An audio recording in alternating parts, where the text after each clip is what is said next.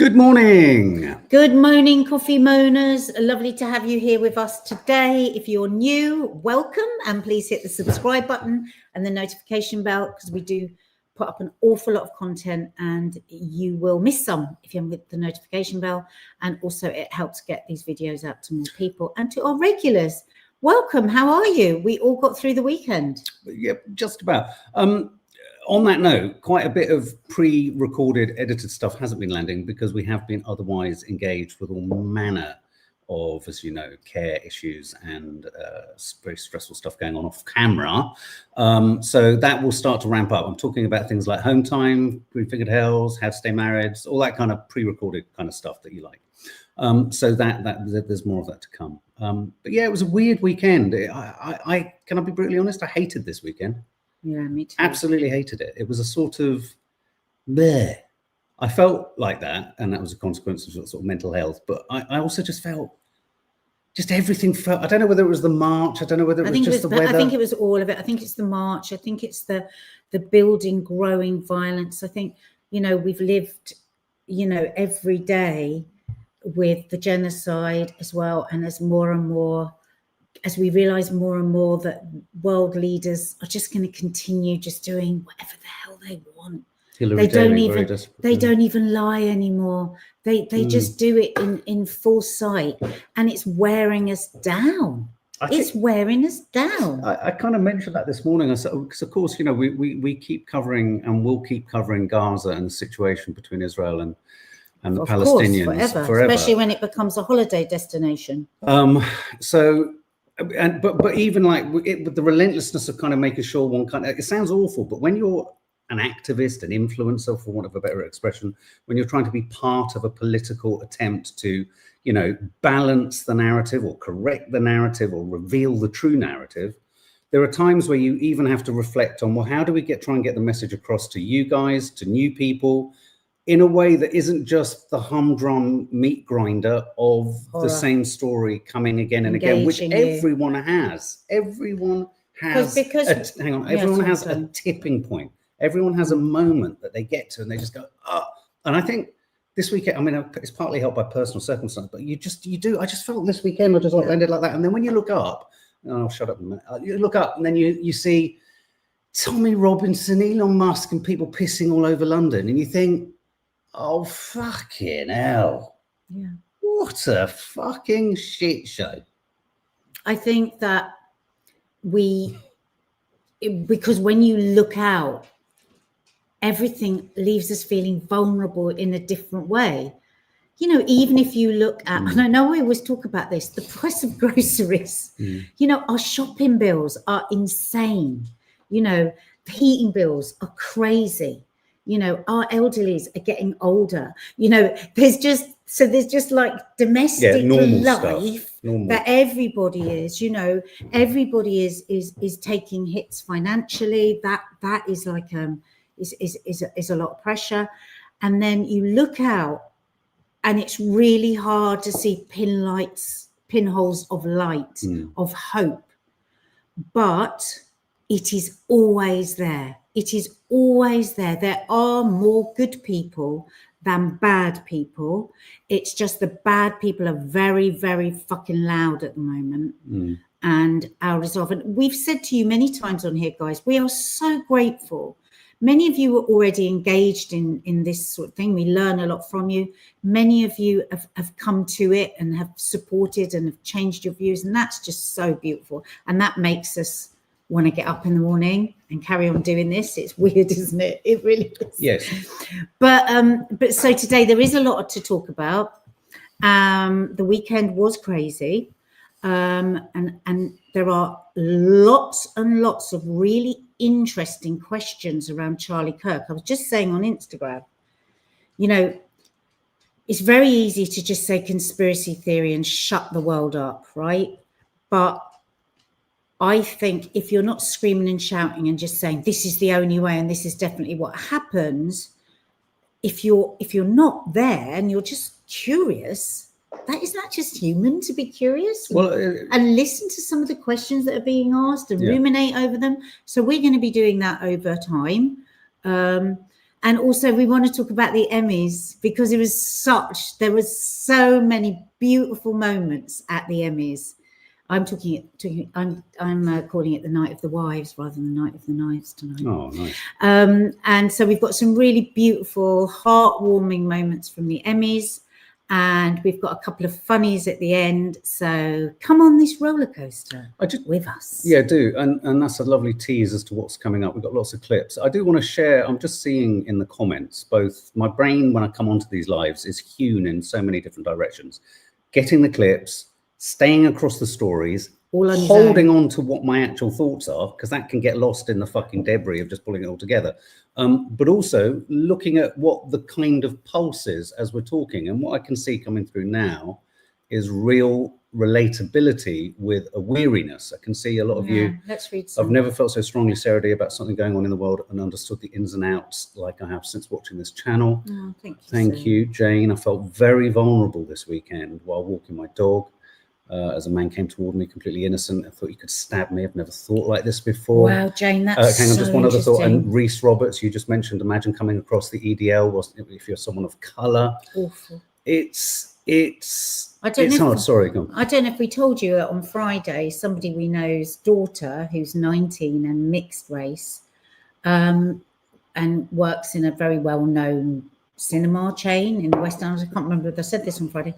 She was kindly told by her employers not to come into work on Saturday. Imagine that. She's 18 or 19. Yeah, she's 19. Imagine that. She's the most lovely girl.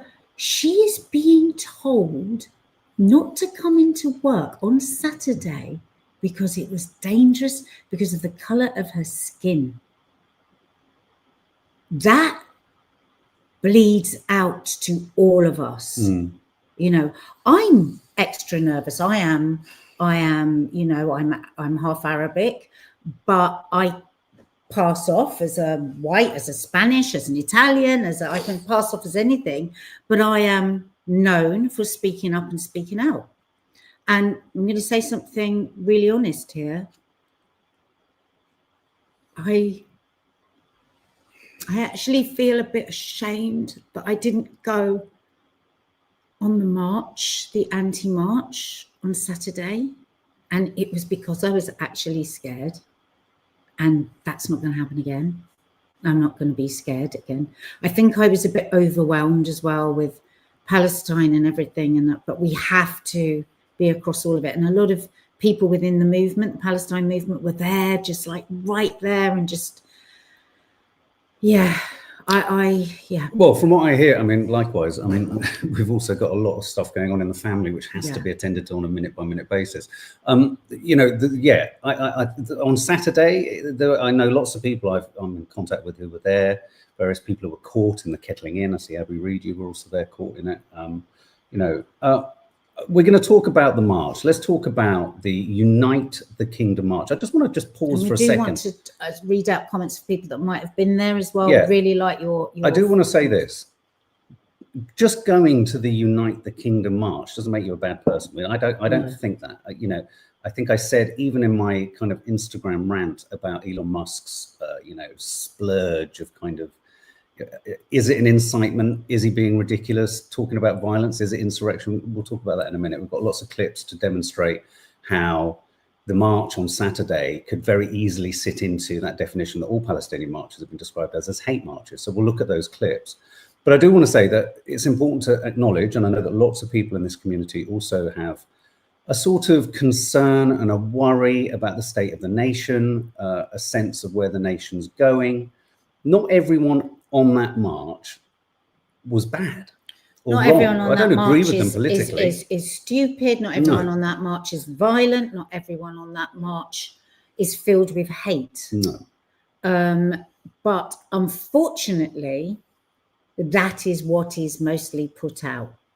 And also a lot of the people that did speak, I just felt had really been manipulated. You know, and they didn't really know what they were talking about, and I feel sad about that, because I think you've been manipulated and injected with hate for other people's purposes, and that I think is is such a shame. Rather like when I see young IDF soldiers spurting out such hate, and I think you weren't born with that. You're too young to have that. But people that haven't had much education in what they're talking about, with what they're talking about, and then they go on camera and they spurt out stuff that you just think, oh God, don't, because it's embarrassing. But I just want to step back just even further than that. What does unite the kingdom mean? What does it actually mean? What does that? What are they saying when they say that? So when someone, and if you went to the march, what is the idea behind it? Is the idea, and if we're not united, why aren't we united? And will this kind of march unite people or divide people? Yeah, because it feels like a division. I mean, call me old-fashioned, but if I see a front row of Katie Hopkins, Lawrence Fox and Tommy Robinson, I'm worried. And I don't know how I can align myself with some of the absolute poison that has come out of all of their mouths. Now, there are lots of people on that march who won't necessarily spat out poison, but I'd like to know how many as a percentage of the people on the march were, if asked in a sort of safe space, would have immediately said, it's all Johnny Foreigner, it's all Pakistanis, it's all this, it's all that. Do you know what I mean? I mean, my worry is that we're just seeing a slow encroaching sanctioning of racism. And it's as simple as that. And racism can stretch across any political persuasion.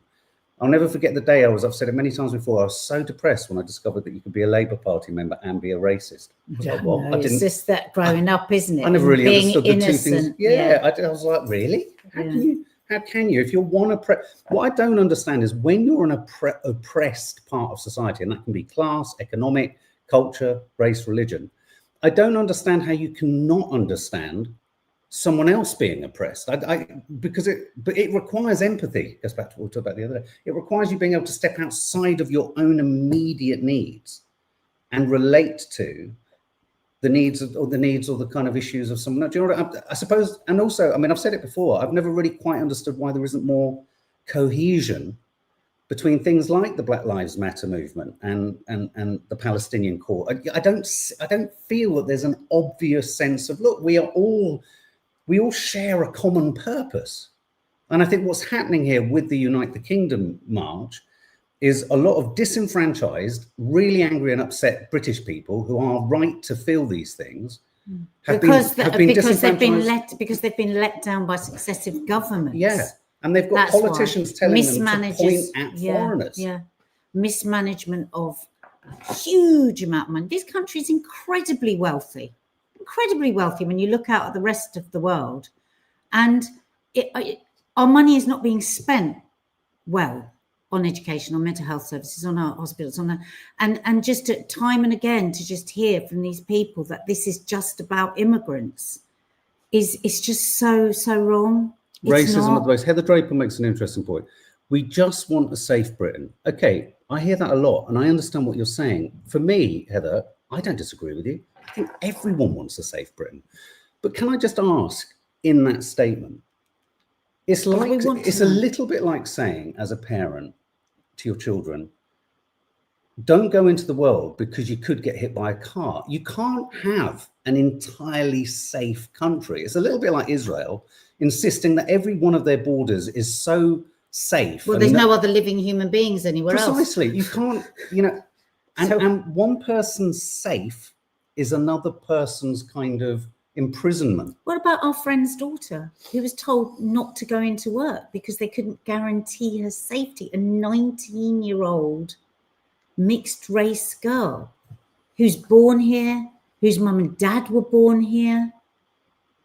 Is that a safe Britain for her? We're not. I'm not disagreeing with what you're saying. I mean, I think so I suppose. But I think there's many reasons why we feel unsafe. Mm. And there are many different nothing ways is just one thing. Yeah. That's the point. I mean, relative to the rest of the world, on MeTube, you say this, relative to the rest of the world, I feel the UK is quite a safe place. Relatively, yeah. If you think of America. People from all different demographics commit crimes. Linda Stevenson, so true. That's how all these flags make me feel, not patriotic, just worried and scared for this country. And the march, I just don't get what we are turning into. Faith, high faith. I think that some people on that march don't actually understand the other POV because they don't talk to others on a one-on-one basis. So if they spoke to a single person, marches are just mob anger. And it's like we said the other day, isn't it? You know, we have grown up in a very multicultural city, but if you are in a town where you haven't, and then you've got suddenly got a hotel, and the hotel is filled with foreigners, you know, and you just see them as foreigners, and they're hanging around outside the hotel because they're not allowed to work and they're not allowed to. You can, and then you've got people pumping into you that actually all your problems are because of this group of people. And then, of course, all the exaggerations that they're living in 4-star hotels and they're getting money and they're getting iPads and all this sort of stuff that isn't true.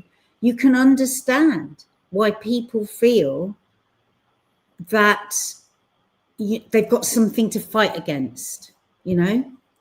I think this is an unverifiable fact. I just want to know what the hell is happening with our government, what they're actually going to do about it.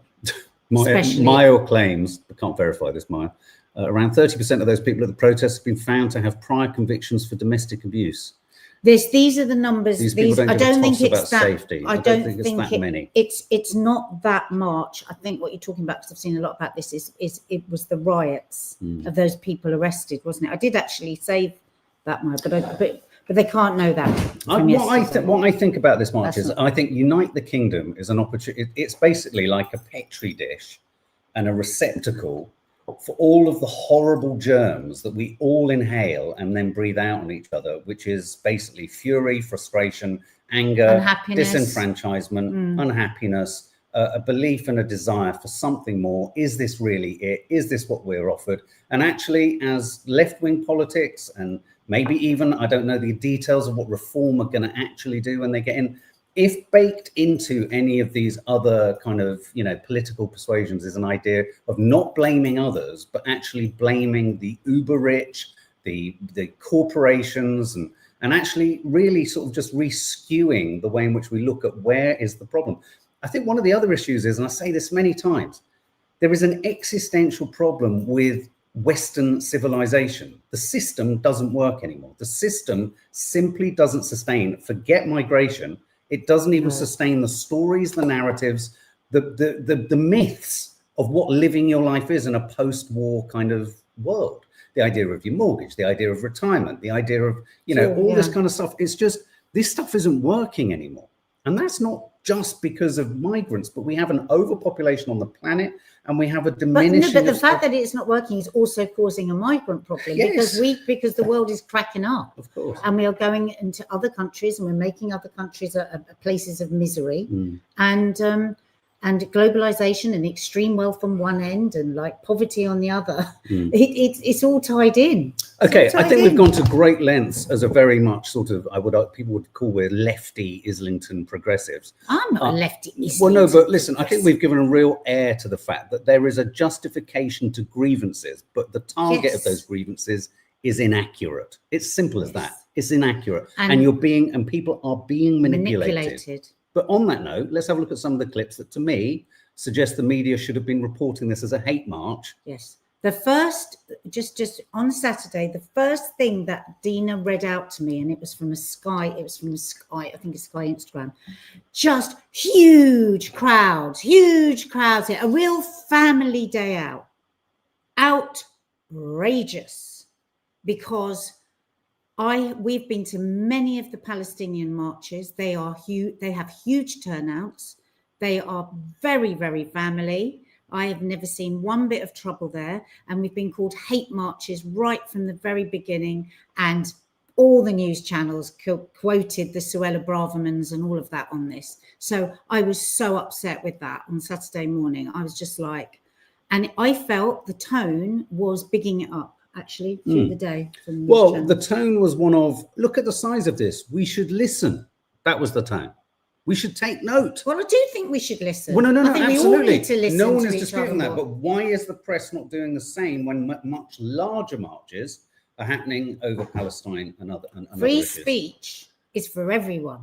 And also, yeah, absolutely. A lot of people saying in the comments, Tommy Robinson is a representative of Netanyahu. He absolutely is. Yeah, well, he says it. He's got it on video. He's a Zionist, I am a Zionist supporter. says, yeah. All of this, and bear with me, all of this, we're going to get to this lack of, all of this unsettling, all of this disruption, all of this chaos, all of this kind of fractured aspects to the West, there is zero coincidence that this is happening 2 years into the genocide, as Israel's PR machine works overtime to get the world on board. If they can't convince the world that killing an entire population and people is right or legal, if they can't get that away, and they can't, what's the other option? Sow seeds of discontent and disruption all around the world. And that's what I mean when I say so many on the march were screaming hate at Palestinians. It's like, you cannot know anything about what's going on if you're tearing Palestinian flags to pieces. Did they know? I thought you cared about women and children. It was so upsetting because I knew they didn't know what they were talking about. They'd been manipulated. Let's have a listen to some of the clips from the march. The first up is a really quite unpleasant man from Belgium, politician. And freedom of speech is not compatible. It has to be clear that Islam is our real enemy. We have to get rid of Islam. Islam doesn't belong to Europe. Islam doesn't belong to the UK. And the answer is simple. Stop the boats and send them back. Let me ask you one question. At what time London became Pakistan? At what time? At what moment Europe becomes North Korea? The answer is simple. London becomes Pakistan and Europe becomes North Korea the moment our authorities don't respect the freedom of speech anymore. And let's be clear, freedom of speech is under threat because we live in a so-called multicultural society. So many. Here's the other part of all of it. So fucking stupid. How dare he? He's from Belgium and he's standing on a stage in London, whipping up hate and violence. And that's not called a hate march? Let's just pause for a minute. Jesus Christ. We're going to see some more clips. So, Unite the Kingdom. Racism. Unite the Kingdom is about bringing a Belgian politician in to talk about a lack of freedom of speech due to multiculturalism. What? So many confused thoughts, all ricocheting around a brain that's driven by hate. And how is he allowed to stand on a stage and shout out racism? That's illegal. It's still illegal in this country. Imagine that being said about Jewish people. Right now, it's still illegal to incite hate against another race. Why was he not arrested? But imagine someone standing on a stage at one of the Palestinian marches and saying something equivalent about Jewish people, which they haven't. Imagine. Wow. Let's just see the next clip. Violence is going to come to you. You will have no choice. You're in a fundamental situation here where whether you choose violence or not, violence is coming to you. You either fight back or you die. You either fight back or you die. That's the killing bit. And that's the truth. Today, Elon, I think the British public are telling the world that they're ready to fight back. Good. Yes. Come on, Great Britain. Can somebody tell me what the fight back is? And how dare Elon Musk, how dare he incite violence from America in our country? Who the hell is he regarding us? So let's just clarify. We've had a Belgian politician. Belgium created the Congo crisis and genocide. We've had a South African apart. Telling us. All the dots are starting to kind of come together, aren't they? We have Tommy Robinson, who is essentially a representative of the Israeli government. Oh, but hang on a minute. Hang on a minute. unite the kingdom, and yet we're being influenced by totally Why have we got all the foreigners on the stage? Kind of influence. Why have we got the foreigners on the stage? Can somebody answer me that? Yeah, Jackie Pugh. Why are we allowing these foreigners to say that? Why? Norway, Why? Elon Musk, a South African. Yeah. What do you feel about him beaming out across our capital city, inciting violence? Fat Matt, that you two live in a white upper middle class bubble, far away from the realities of what is happening in the country. Okay, tell us what you mean then. We really want to know, Fat Matt. What do you mean when you say that? Yeah, no. So Fat Matt, do you tell us think what it's you're all going right for a South African American to beam into our great city in the United Kingdom, London, and tell us to get violent? Is that okay? Are you okay with that? He's not English. I'm sorry, I don't understand. No. Please give us a bit more detail, Fat Yeah, Matt. And also, Fat Matt, just to explain, we live in Croydon, which really isn't upper middle class. No, it's not. It's a bit rough. They keep talking about Animal Farm in 1984. What a joke. But never studied it at school like we were made to at school. Yeah. He is the last person I want being involved in my country. But what do you think our government should do about that? Tommy Robinson has so many yes men around him. He's going to be prime minister soon. Let's have a look. Shakir Al-Bat. Hang on, so going so fast here. I live in working class Birmingham. Fat Matt, what problems are you referring to? What problems are caused by ethnic minorities that aren't caused by economic equality and the economic inequality and the economic elite? I know. It's true. Reese, You've got a bloody billionaire there. You've got a billionaire, the richest man in the world. He's not representing anybody except himself. That's a really important point, actually. It's easy to shoot down do-gooding, liberal, namby-pamby, upper middle classes, whatever you want to call us. But you're not shooting down the richest man on the planet for whom there is zero sacrifice here for him to activate a complete potential revolution. Reese Roberts, people of color can't solve this issue by ourselves. White people have an easier access into spaces where the ignorance exists, and so it's also white people's responsibility to talk to each other. Absolutely. Well, the majority. Yeah. So let's plow on. Let's keep going with this peaceful march. The Palestinian religion of lies. The Palestinian religion of lies and corruption. In the name of Jesus, we finish your power in our nation. Look at that, boys.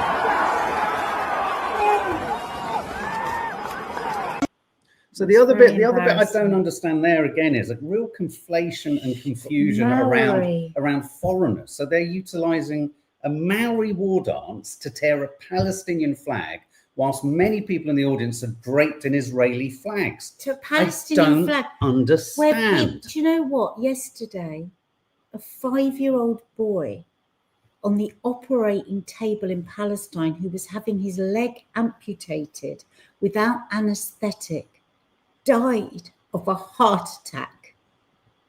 Right? I don't think those people trying to tear the flag apart with their bare teeth can know what's going on. Because if you did, I just don't believe you would be doing that. Yeah, I mean, you know, what Nadia says is spot on. But I just have to, can I just please someone?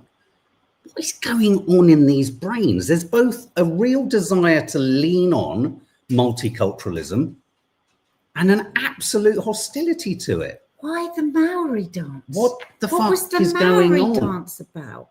I thought we were proud to be English. What is it that would be incredibly English that you could use to put forward how you're feeling? Let me show you something. This is this announcement to remind people on what this is here. Now, yesterday during the great protest that you saw in London, a lot of people actually forgot what this was. Now, this is actually something that is very, very important. This is meant to represent a toilet. Civilized human beings don't actually urinate out in public like that. You need to remember, whenever you need to go for a wee, use a toilet, because that's what they're there for. I want to know, how are you washing your hands? I mean, come on. How is this British? How is this patriotic? What you're showing the world is that you're uncivilized, undignified, and uncircumcised. I just want to say, you know, sometimes I struggle. We ask the question sometimes. what is Britishness? What is And I hate to say it, I think men urinating in alleyways is quintessentially British. It's one of our greatest exports to Spain and the Europe is us, our ability and freedom to piss wherever we want. After a good curry. Okay, let's carry on. Some more. Can we have a moment of the poem? Oh, yes, absolutely. Of course. I posted this yesterday on my Instagram account. I need something. Yeah, where is it? Here we decent and good. Turkish barbers with the sharpest trim. It's the shopkeeper letting you off 20p when you skin. It's English neighbour saying, happy Eid, mate. And Muslim mum saying, Merry Christmas, love. It's the Diwali lights down the high street and everyone around the same table sharing food. It's Scousers singing, Mo Salah, Salah. And Gooners reminiscing about Ian Right. It's Bob Marley and reggae, Oasis on karaoke, Sweet Caroline on the terraces, and Three Lions every summer. And you think you've seen flags now? Wait until the World Cup's on. Then you'll know about flags, my son. Don't believe the news. Don't believe the political parties. Here's what I believe. Let's have a proper party. All are welcome. Just leave your politics at the door and take your shoes off. Bring your best karaoke voice. We'll play Twister and Monopoly till it gets late. Because this is what England means to me. It's about loving each other. No matter what colour you are, where you're from, or who your God is. Because when I look in your eyes, I see me reflecting back. And I'll never forget that. And what my nan told me. If you can't say nothing nice, just don't say nothing at all. Life's too short to worry about what people think. Just keep smiling and getting on with it. Because this is England. Whether your staple diet is mashed potato or rice, it's always nice to be important. But it's more important to be nice. Sonny Green, I discovered him yesterday. The full poem is actually on his Instagram, so follow him. And I was very glad to see that we posted a lot yesterday. I also want to demonstrate another. England isn't about Maoris tearing a Palestinian flag to pieces with your bare teeth. Look, it strikes me that this perverted, confused, deeply disturbed and troubled and contradictory sense of uniting the kingdom is also about indulging in everything that's foreign, because here they are. Know that they hate them.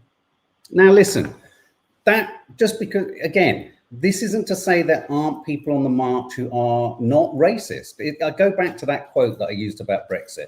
Not everyone who wanted Brexit was a racist, but every racist wanted Brexit. Mm. And I think you get what I'm driving at. I think, if you're a racist, you would have been at the march. But not everyone at the march was a racist. Yeah. So it's really important to kind of remember that. I don't think we need to see any more of the march. I mean, I think we've got a sense of it. There were lots of sort of attacks on the police. There were kind of, 25 arrests. They had to kettle the counter-protesters on Whitehall. A lot of the counter-protesters videos have music to them, so we can't really play them because a lot of the time they were singing and that needs to be much larger, that crowd, next time. Bless you, Jordan. Very sweet of you. We can't rest on our laurels of this. Thank you for supporting the channel, Jordan. It's very Thank kind you, of Jordan. That's very kind. The headlines in the papers are as follows. Starmer will be ousted after May elections, Labour MPs predict. Can I just ask one question? Yes. Has Starmer said anything yet about Elon Musk beaming into our country and inciting violence? So he's not going to say anything. Starmer has said this. Starmer tells Tommy Robinson he will not surrender British flag to violence. What does that mean? Don't really know. So it's just a platitude. It's just something to shut everybody up. Something to say that he said something. Yes. Wow, weak. Yeah. I just wanted to also, I mean, he hasn't really said anything, but also, look, this is an interesting story that I didn't want to pass. Musk's Grok AI, so this is the AI bot on X, falsely suggested that the Met Police misrepresented footage of the far-right rally in London. So Grok is the AI chatbot on X, which is Musk's kind of platform.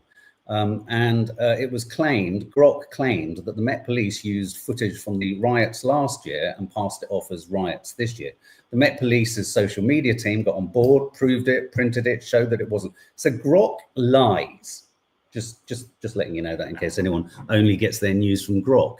Grok is programmed by the man who just said, that man, prepare for violence. So don't trust him. But on that note of whether... I think it's tomorrow, Dawny. Trump arrives tomorrow. He does, yeah. But on that note of has Starmer said anything, Ed Davey, leader of the Liberal Democrats, has said this. I like him. He's been on Loose Women a couple of times. He's a good person. I've written to Keir Starmer, Kemi Badenoch and Nigel Farage, urging them to join me in condemning Elon Musk's dangerous remarks inciting violence yesterday. As leaders, we must stand together and make clear Musk will face serious consequences for these actions. Ed Davey doesn't get a bloody chance on any news channels or anything because they're too busy hero worshipping Farage. Yeah, what you got to understand. And he talks a lot of sense. Like he's been very vocal about the Palestine action debacle, but does he get a chance to speak anywhere on it? But that is, and I know some people often say, what is this specious sort of idea that the mainstream media is kind of not doing? The mainstream media doesn't just work by reporting stories inaccurately. The way the mainstream media works best is they just don't cover it. And what they also don't do is they don't invite the Liberal Democrats on. So if you need an oppositional point to Labour, they'll either go for Kemi or they'll go for reform. And this speaks to why these politicians in these parties are, engage in such sort of polarizing rhetoric, because then the broadcasters know that they're going to get a strong response. So the broadcasters and the mainstream media, that's a bigger booking. Get someone who's going to say something that's going to make social media go mad. Whereas Ed Davey, who's quite a level, he's quite a sort of even keel, sensible, grown up. He doesn't create memeable, clickable content, and that's why the mainstream media don't interview him as much. And he's the only one who's called out Musk. So decent. Yeah. So yeah. God. So lots of stories today. Let me just get rid of that, and let me get rid of this. Okay. Let's just, before we'll go to the Charlie Kirk shooter at the end. Should we go to the Emmys? Yes. And let's have a listen to. Let's just remind ourselves that there are some people who are probably upper middle class. Was it Fat Terry who said that? But you know what, Laura Lou, that is hard. She says, you're so lucky that you both share the same views. It's so hard when your husband has other ideas. Love him, but we totally disagree politically. That must be so difficult. Oh God, what is that like? So difficult. I can't imagine that. So that difficult. is really hard, isn't it? Because politics is life, isn't it? It's everything. I mean, every part of our life is politics. Oh, big hugs. Well, hopefully you get some empathy and connection here with us. Yes, absolutely. Okay, well, let's just go to the Emmys and have a listen to Javier Bardem on the red carpet. They denouncing the genocide in Gaza. I'm talking about the IAGS, which is the International Association of Genocide Scholars, who study thoroughly genocide and has declared it is a genocide. And that's why we ask for a commercial and diplomatic blockade and also sanctions on Israel to stop the genocide, free Palestine. If you find out a company that you're going to go into business with is in business with Israel, what do? I won't work. I cannot work with somebody that's justify or support the genocide. I can't.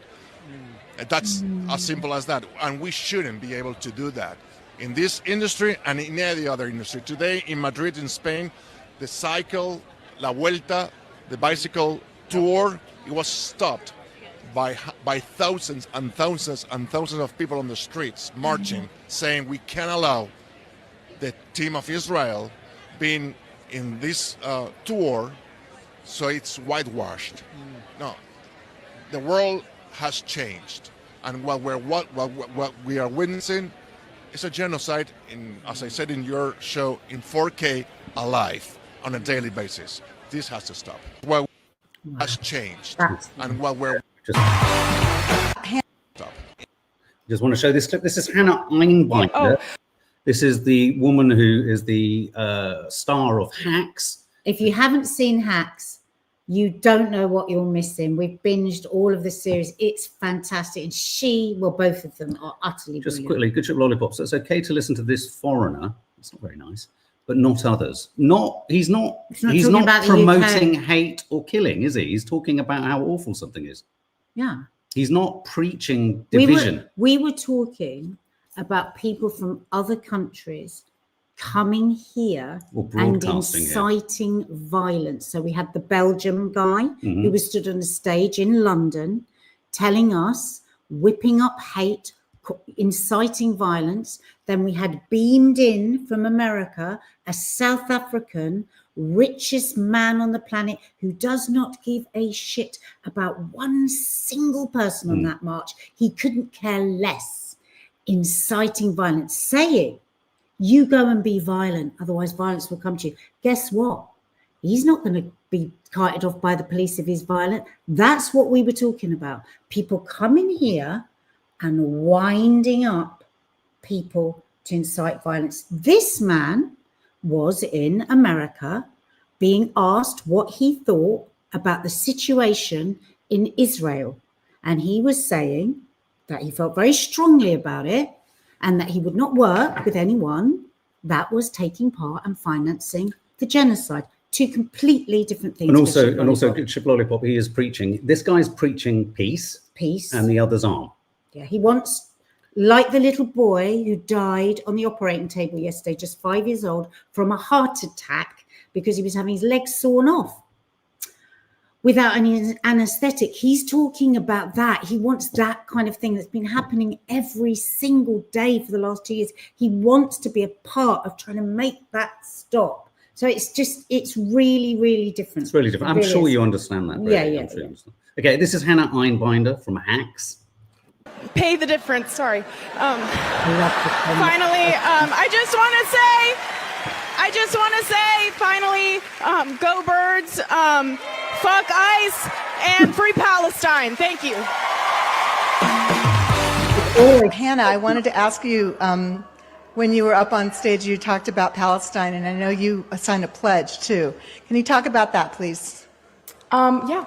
So, well, I thought it was important to talk about Palestine because it's an issue that's very dear to my heart. I have friends in Gaza who are working as frontline workers, as doctors right now in the north of Gaza to provide care for pregnant women and for school children to create schools in the refugee camps. And it's an issue that's really close to my heart. For many reasons, I feel like it is my obligation as a Jewish person to distinguish Jews from the state of Israel because our religion and our culture is such an important and long-standing, basically like institution that is really separate to this sort of ethno-nationalist state. And in terms of the pledge, it's like many movements, boycotting is an effective tool to create pressure on the powers that be to meet the moment, you know? So the Film Workers for Palestine boycott does not boycott individuals. It only boycotts institutions that are directly complicit in the genocide. So, yeah, it's important to me, and I think it's an important measure, and so I was happy to be a part of it. So this is a woman who's standing there just having got outstanding supporting actress. She's spoken out before. Her speech a few months ago was sensational. Goosebumps. It was a written speech and it was fantastic. And it's just so brilliant because the world will have you think that if you are anti-genocide, you're finished. And that's not the case. And actually, I think it's going to really turn the other way. I genuinely do, because everything that Israel and Trump has promised is going to happen. And then where are all the people going to Where are all the people going to be standing that said fuck all or even supported it? So we should absolutely applaud her. Watch Hacks, support her. Watch anything Javier, I can't say his second name. What's his name? Javier Bardem. Does, support the bravery. And I mean, dear heart, I don't think you meant to. Ow, God, I've just got cramp. I don't think you meant to do it quite so bluntly, but you said her career is over. Well, of course, everyone who speaks out is running a huge risk, and it's a huge gamble. But of course, if you were to suggest that her career is over, then you're engaging in, yet again, as Netanyahu would say, an anti-Semitic trope, which is the idea that the Israeli lobby and the Zionist movement controls the higher echelons of so much of American media, et cetera. And the weird thing about all of that is it seems to be becoming true as a trope, not a Jewish trope, but as a Zionist Israeli lobby trope. It seems to be true. I just want to quickly just pull this up. Biadala, what if Musk's description of fight back was metaphorical, not literal? What if Musk means to fight back into holding on to the Western culture and its values? The point I just want to hold on to there is, what is and what are Western culture values? Because as I understand them, if they're manifested and represented by Israel, they are colonialist, they are imperialist, they are racist, and they are white supremacist, which makes sense because America and the UK have engaged in some of the vastest genocides in making our countries Western cultures. The only way the West survives and exists is through slavery, stealing, occupation, and control. So I think what we have a little bit in that Unite the Kingdom, the DNA that filters all the way down, even to, I don't know, Fat Pete, whatever his name is, you know, whatever that DNA is, I think even if you've got nothing, you're disenfranchised in this country and you have nothing, no hope, no nothing, and you're white and you're feeling alone and you're feeling unspoken for, somewhere in that DNA is still that imperialist belief that what we do and what we have and how we conduct ourselves in the world is right. I don't understand what you mean by Western values. But also he said violence. He said the word, he used the word. He wasn't talking metaphorically. He was saying, be prepared to fight back or there will be violence. What was it? Violence against you. I'll have a look. I just think it's curious that Elon Musk comes from a country where vast majority of people on the planet would agree that it was right to stop apartheid. It's weird, isn't it? It took a long time to get there. But then when everyone got there, everyone was on board with it. There's very little that's different between what happened to black people in South Africa and what's happening to the Palestinians, nor what happened to the indigenous Americans of America. Everyone rolls out this 3,000, 4,000 claim to the land in the Middle East. Come on, America, you haven't been around for 500 years. So there's a lot of people who could claim that America isn't yours. In fact, going back to Good Ship Lollipop's comment, everyone in America is a foreigner, virtually everyone. It's all so meaningless. It's utterly meaningless. I don't know what it achieves. It doesn't achieve it. If you dig deep enough into it for a moment, you go, well, fucking hell. You know, do your DNA and you'll probably discover, oh my God, what would you do if you discovered Jesus? 30% well, of me comes all the time comes from fucking when people France. do their DNA. Dear heart, a Tory's fault and now backed up with Labour. By Labour. Okay, well, there were other nicer moments. Well, not nicer. Those were great moments. Great, very strong, powerful, brave moments. There were some non-political moments. Obviously, Adolescents did really well at the Emmys. Yeah. Let's see if I think I've pulled some of the other. I'm your Renge Kyo. This kind of thing doesn't normally happen to a kid like me. I'm just a mixed race kid from a block of flats in a place called Kirby. So for me, to be here today in front of my peers and to be acknowledged by you is the utmost humbling thing I could ever imagine in my life, and it shows you that any dream is possible. There's too many people to thank, but I am going to thank my friends and family. Without you, none of this is possible, and thank you for helping me, something I can't do on my own. Jack, everyone, Phil, everyone, I want to bring it to my dad for taking me to video shop when I was a kid and start my education in film, Quarry Green Video Shop. My kids, Grace and Alfie, and my adorable wife, who I love with every ounce of my being. You are my rock, you are my world, you are my soulmate, and you know and I know without you I would be dead.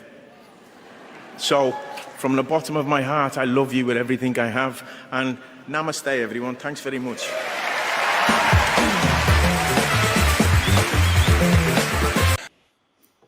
I love that. But we came in very quickly to it. And the first thing that he said was Nam Myo Renge Kyo, which is the Buddhist chant.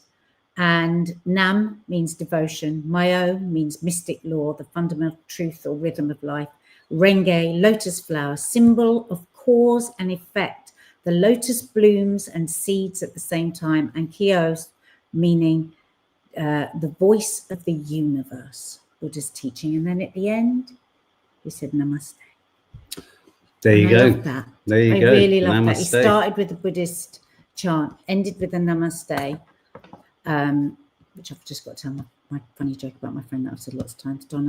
My friend Donna went for a year to yoga thinking it was have a nice day. She said it at the end every time. Have a nice day. But we both felt a bit emotional seeing that one, because Yeah. we knew he was talking about his sobriety. Absolutely. And lots of you may not know that his wife was in Adolescence. She was the one that was the counsellor. Yes. She's been in loads of things with him. She's such a good actress.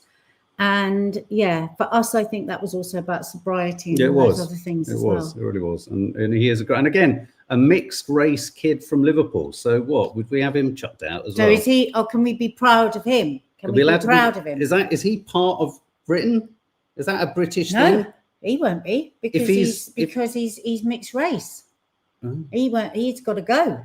You see, for me, Stephen Graham almost in his physicality manifests everything that's great about Britain. Regionality, ethnicity, coming from a class background that traditionally, as he and many other working class people in the entertainment industry say it's so hard to push through and This is England. kick through. So yeah. He was in that brilliant film, actually, wasn't he? This is England. Yes, that's he why was. I first saw him. Absolutely, absolutely. Let's carry on. Standing up here is just, wow, it's just so surreal. Honestly, when I started these drama classes a couple of years back, I didn't expect to be even in the United States, never mind here. Never mind here.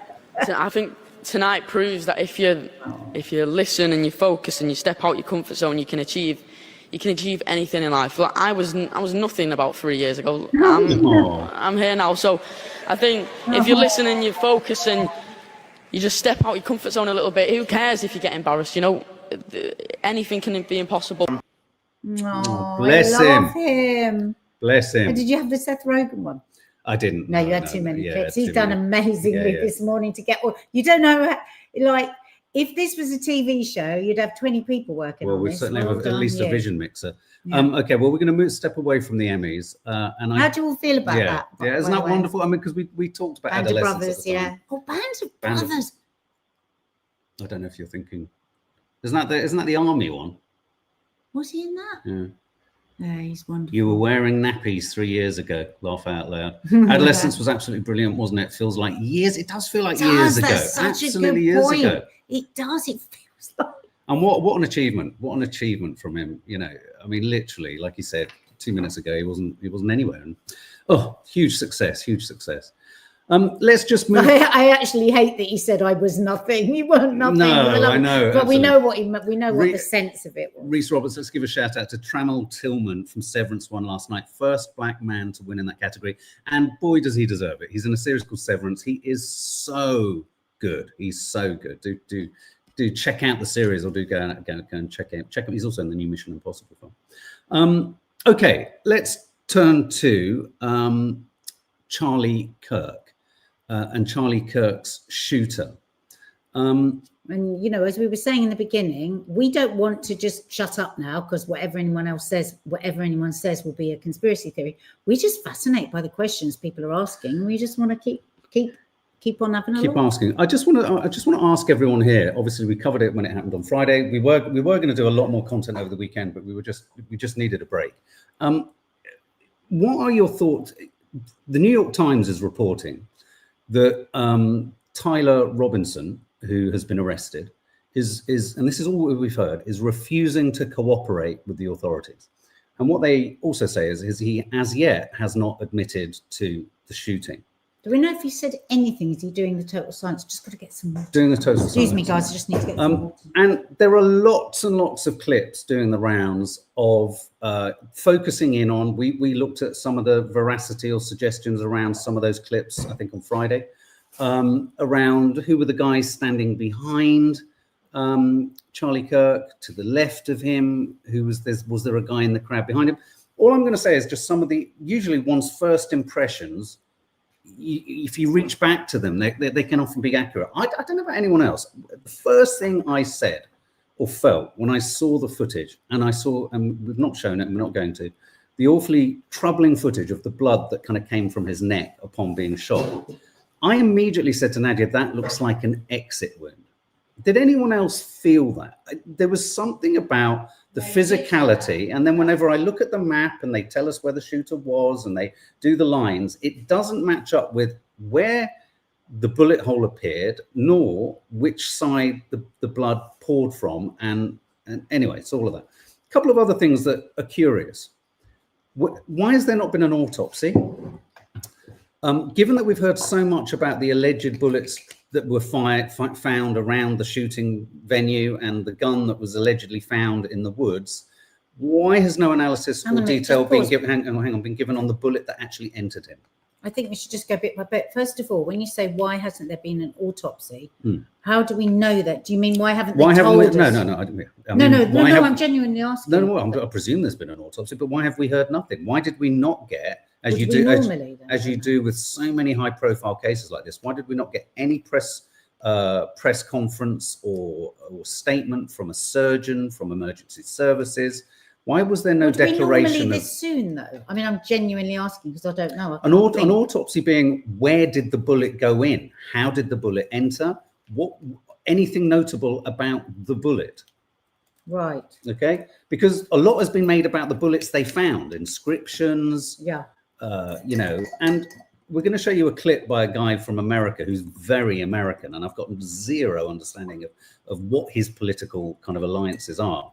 But he clearly knows his guns, and he's going to talk about how the footage we saw of a guy climbing down off a roof. I remember thinking at the time, he hasn't got a bag and he hasn't got a gun, and he had to get off that roof fast because he got away quickly. He did have a bag in a rucksack. Yeah, he had a bag. But listen, I'm just going to show you this anyway. I just feel that those sorts of questions, I think that was an exit wound, Donaby. Yeah. Now, the thing about asking these questions is, and we've talked about the possible, most politically motivated, and he is a political figure, whether we like it or not, assassinations in America are rarely just one thing. And I think it's safe to say that there's often questions about not necessarily even just who did it, but why they did it, how they found themselves in a position to do it. I talked over the weekend about how grooming can happen in very many different ways. There is also a report in the New York Post today, before I play you this guy, saying that suspicious unplated vehicles with odd people getting out of the car and going into Tyler Robinson's flat were seen in the weeks running up to the shooting. So that's the New York Post. They're very right wing. They're not ones for kind of, conspiracy. Well, you could argue they are, but they wouldn't want to almost on this one, I would have thought. So there is a suggestion that is everything as it should be? There's always layers. Now, if you are a rogue state or a rogue operator seeking to get someone assassinated, the first thing you're going to try and say to the world is, these are all conspiracy. Don't be ridiculous. Don't be thinking this. Don't be saying that. This is all conspiracy theories. So whenever you're told to shut up, that's the moment where I think, well, actually, let's ask a few more questions. He was starting to turn, says Lucy C. So who thinks there's anything untoward here? Or is it as straight and as simple as this guy, Tyler Robinson, shot him? Or is he, the phrase being used everywhere, is he just the patsy? Is he the fall guy? Is he the one who's been encouraged to go on, do it, but actually it works for other people out of vision? Smoke and mirrors. Heather, moving a body that was already unalived, as many said, is not good. Yeah, what happens to a crime scene when you see it in every CSI investigation? You walk into a crime scene, the body stays there, doesn't it? You don't whisk it off. You analyze the scene. Yes, that is. You analyze. Was that panic? It looked fake to me, Trudy. There was another man waving a gun in the crowd. I think that was an exit wound. Yeah, I think it's all right to ask questions. His wife seemed off too. Some people are suggesting maybe he's not dead, but I mean, we saw him. No, we saw him die. So anyway, let's have a listen to this guy. I know I shouldn't do this. I'm risking an awful lot to go up against this FBI, the MAGA FBI. Something's very wrong with what I just heard. I mean, I watched it. I was hoping that they had caught the bastard who shot Charlie. So we saw a video of a person jumping off the roof. It looked very legitimate to me. However, there was no rifle in his hand. Now, the Mauser does not break down very easily, incidentally, for those of you who know weapons. Something's wrong with the whole thing. They're trying to claim he removed the barrel from the Mauser and fit the receiver and stock in his backpack and barrel in his pants leg all in 2 seconds. It is not easy to remove a Mauser barrel or index it after reinstalling and remain accurate. You're not hearing or seeing reality. And by the way, the photo of the rifle allegedly left in the woods has the barrel installed. So we're supposed to believe a guy is on the run after killing Charlie Kirk, and he pauses in the woods to reinstall a barrel, and then he leaves it for us to find, the FBI to find. I don't believe a word of it. I shouldn't do this. I know I'm putting myself at risk, but I can't take it anymore. I can't take the from this government. It's lying to us. Something's wrong. Something's so wrong. It's sickening. Look at this idiot. They found the rifle and they're getting the prints. Are you stupid? Are you that stupid? Are you that dumb? The man jumps off the roof. There's no rifle there. Oh, it's in his backpack. I just told you, moron, that this rifle doesn't break down that easily. And then it's supposed to be reassembled while he's on the run. Wait, I'll stop now. And reassemble it and leave it in the woods in a box, wrapped in a towel. He left breadcrumbs. Oh, and the trans stuff on the cartridges. Something is wrong with this whole picture. I am persona non grata in this White House. I will tell you right now. I flew with Donald Trump in Air Force One. I consider him close to me.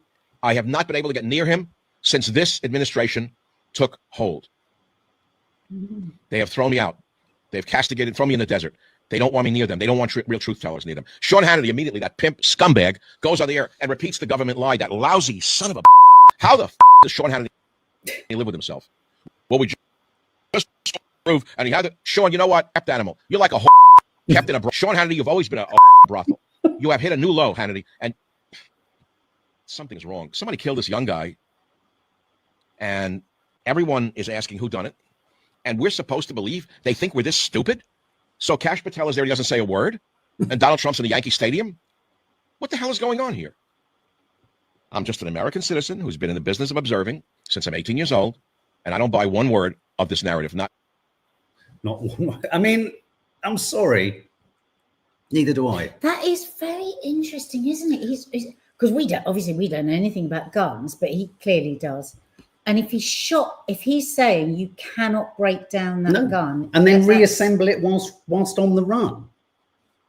I mean, and just finally, a final little clip, just to kind of, just to keep us kind of thinking. This is a guy who was being vox popped immediately after the shooting, and just look what happens to him. I was standing from probably the third row in the bottom. I heard the shot ring out. I looked to my left, and then I looked over to my right. I saw him slump over in his chair forward. He slumped over. He had blood coming from the left side of his neck, down his shirt, and he slumped over and he was carried off. Get off me! Get off me! Emotions are running high right now.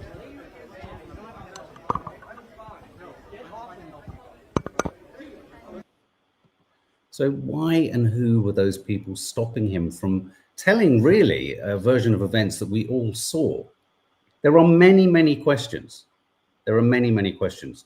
And I mean, one of the simplest would be, let's have a look at the bullet that actually killed him. It'd be interesting to see if it corresponds with the bullets they claim to have found in the woods conveniently alongside a gun in a towel that had the telescope reassembled to it whilst he was on the move, having jumped off the top with a bag that had no gun in it because he'd have had to have had quickly disassembled. It doesn't add up. That is quite a lot. It's a lot. That's sounding very... It's a lot. And it's important to hear that this guy, is not cooperating. He's not saying, yeah, I did it. And what's all this, like 1 minute they're saying that he was left, his family were far right. Now they're saying he's very far right, very extreme. Well, the press would now have you think that he was about to get married to a trans woman. I mean, the attempt, I posted a story saying inch by inch by inch, the system is trying to get him about as left-wing, progressive and trans as possible.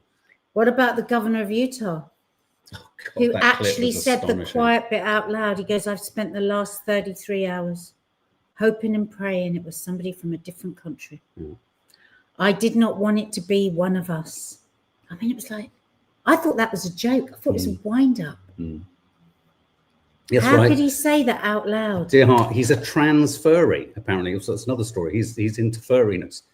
I mean, in a minute, we're going to hear that maybe whoever those suspicious people in unplated vehicles, New York Post reporting, neighbor of suspected shooter, neighbor reported suspicious individuals coming and going to his apartment in the weeks running up to the shooting in unlicensed plated cars. That means they can't be tracked. It means they can't be followed. It means there's theoretically no digital record of them. Who were they? And you're right. Someone just said, we will never know. But unless people keep on, not necessarily saying we know what's happened, but we sense something weird has happened. I think it's interesting to just keep asking questions. It's just fascinating, isn't it, to see, because this is what, whenever there is, if there is a cover-up, we do not know at this point. But it's like Mark always says, a good cover-up means that you never know that it's a cover-up. Yeah, a successful cover-up means, oh, we don't even know anything's happened. It's covered up. I find it fascinating to ask the questions, to be honest. Yeah, I do. Why not? Okay, guys, thank you so much. Thanks again, Jordan. Very kind. Welcome to Lucy C, new member. If you are members, there will be a No Name Sunday show tonight, a non-political get-together where Nadia always cooks some really interesting, tasty food. And I have my little corner where we talk about weird shit, which is not news-related. So not weird shit. You just talk about, you get really good topics. No, nice features stories where we talk about nice. It's always like really chilled and really nice. So if you want to join our members area, it's $1.99 a month. You won't find a cheaper members area anywhere on the internet. And on that note, we need a date and we need a poll for the Curly Cooks cook-along this month. Guys, are you all following us on the Curly Cooks of Croydon Instagram? It's a small account. We're growing it, but we are going to be giving giveaways. I don't want you to miss out on that. There you Lots of love. Lots of love, guys. Have a good day. Take